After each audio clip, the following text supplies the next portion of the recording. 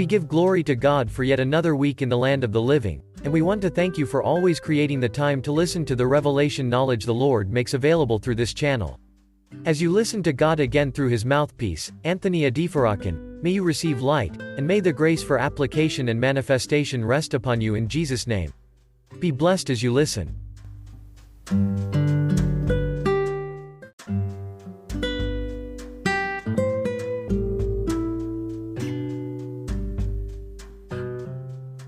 Let us pray. Heavenly Father, we thank you for yet another week in the land of the living. Thank you, Father, for your faithfulness. Thanks for your loving kindness. Thanks for your mercies. Thanks for answers to our prayers. Thank you for fighting our battles. Thanks for all you've been doing for us.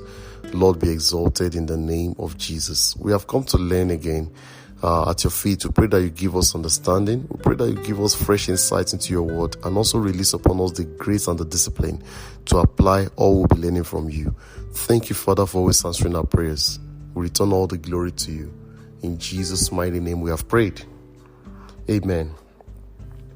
Glory be to the name of the Lord. I want to welcome you to this week's episode of Glenn Podcast, and the Lord is set to bless us once again. And of course, the topic is going to be blessing us with for this week's episode is I am the Good Shepherd. We're going to be looking at I am the Good Shepherd. That's one of the statements made by Jesus while he was on earth. Our text from John chapter 10, verse 11 to 14. John chapter 10, 11 to 14. We're going to be using the New King James Version for the purpose of this episode. So John chapter 10, 11 to 14, it says, I am the Good Shepherd. The Good Shepherd gives his life for the sheep. But a hireling, who is not the shepherd, one who does not own the sheep, sees the wolf coming and leaves the sheep and flees. And the wolf catches the sheep and scatters them. The hireling flees because he is a hireling and does not care about the sheep. Verse 14, I am the Good Shepherd, and I know my sheep, and am known by my own. The Lord bless his words in our heart in Jesus' name. I am the Good Shepherd. A shepherd is someone who tends or rears sheep. A shepherd is someone who tends or rears sheep. And as Christians, we have been described as sheep, and we definitely need a shepherd. As Christians, we have been described as sheep, and that means we definitely need a shepherd. Now, sheep cannot defend themselves, they cannot provide for themselves, and they cannot even protect themselves. If you look at Psalm 23 for that. Psalm 23 describes the functions of a shepherd in relation to the sheep. It makes me lie down in green pasture. Even the sheep is not lying down in green pasture until the shepherd makes it lie down. So the shepherd has the responsibility of taking care of the sheep. The sheep cannot really do anything for, the sheep cannot do anything for themselves. They can't protect themselves. They can't feed themselves. They can't provide for themselves. They cannot even fight. They can't defend themselves.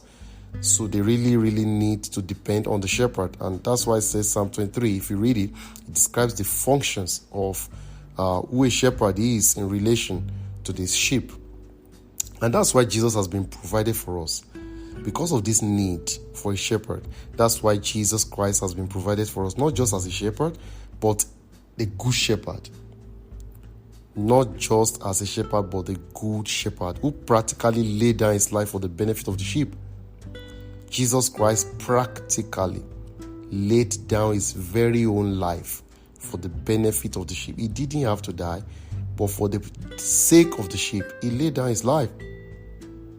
He laid down his life. Now, if he could lay down his life for us, what else do you think he wouldn't be able to do for you? Jesus Christ laid down his very life for you.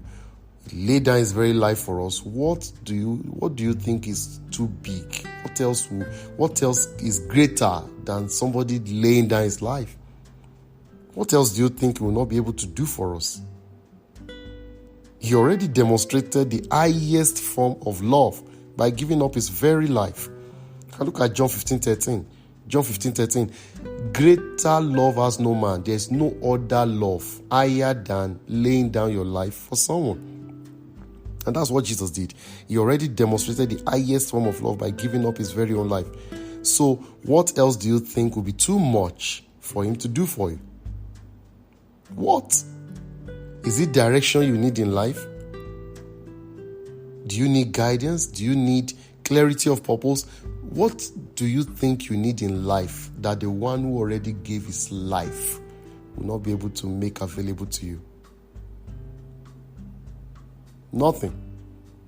Highest form of love demonstrated, every other thing is inferior because he gave his very life. And that's one attribute of the good shepherd. He said, I'm the good shepherd because I gave my life for the sheep. That's what makes him good. Not the hireling, the bad one, that enemies are coming and you just leave the sheep and run away. That's an hireling. That's why it's not a good shepherd. A good shepherd stays there and makes sure the sheep is well protected. So do you need direction in life? What do you need? You need direction in life. You want God, you want to be directed. You want to know the course to study, the career to choose, who to marry, where to stay. You need direction. Direction in life regarding your purpose, regarding your job or any aspect of your life. You should talk to the good shepherd. Yes, talk to the good shepherd. Do you need provision and protection? You need your needs to be supplied. You need protection. You need safety. You need someone you don't feel protected. You feel you are open to attack. You feel you are not, well protected. You think you don't even have enough. There's no enough money to take care of your needs. You can't even feed your family. You need provision. You need protection. Talk to the good shepherd. He is very much willing to meet all of your needs. I just told you, he gave his very life. What is provision? What is protection? What is direction? He will provide all these things. He will. Because it is the responsibility of the shepherd to take care of the sheep. So whatever you need, talk to the good shepherd. He already demonstrated the highest form of love to tell you there's nothing else you want I will not be able to do because I've done the highest. Okay? So you talk to the good shepherd. Call him the good shepherd. And he will operate in your life as the good shepherd. If you have the revelation of Jesus as the good shepherd, you will not lack direction, you will not lack provision, you will not lack protection. The Lord is my shepherd, I shall not want. That means I shall not lack. That's exactly what it means. You cannot be in lack when you catch the revelation of Jesus as the good shepherd. Okay, so you talk to him. He's very much willing to meet all of your needs. And it's my prayer as you talk to him, your needs will be supplied. Everything you need, the shepherd will make it available in the mighty name of Jesus. And his death will not be in vain over your life in the name of Jesus.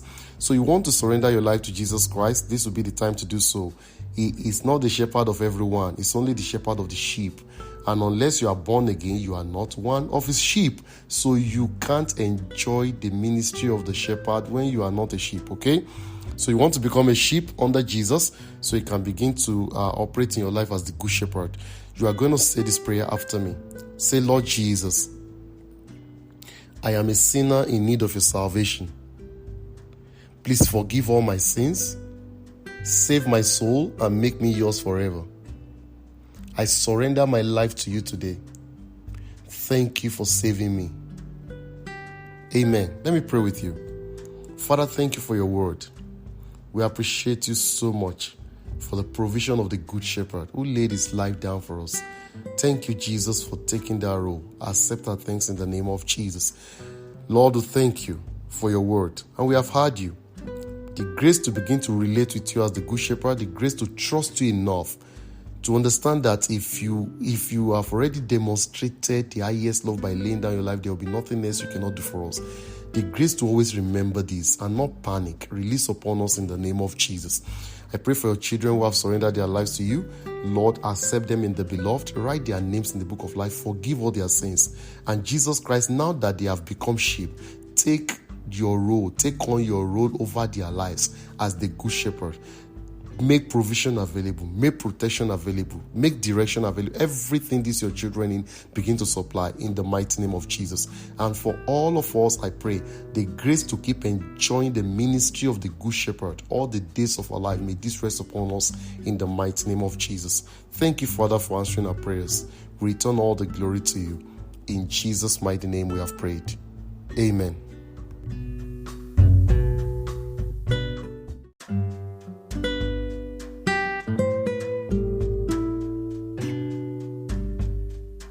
We give thanks to God for the revelation of His Word.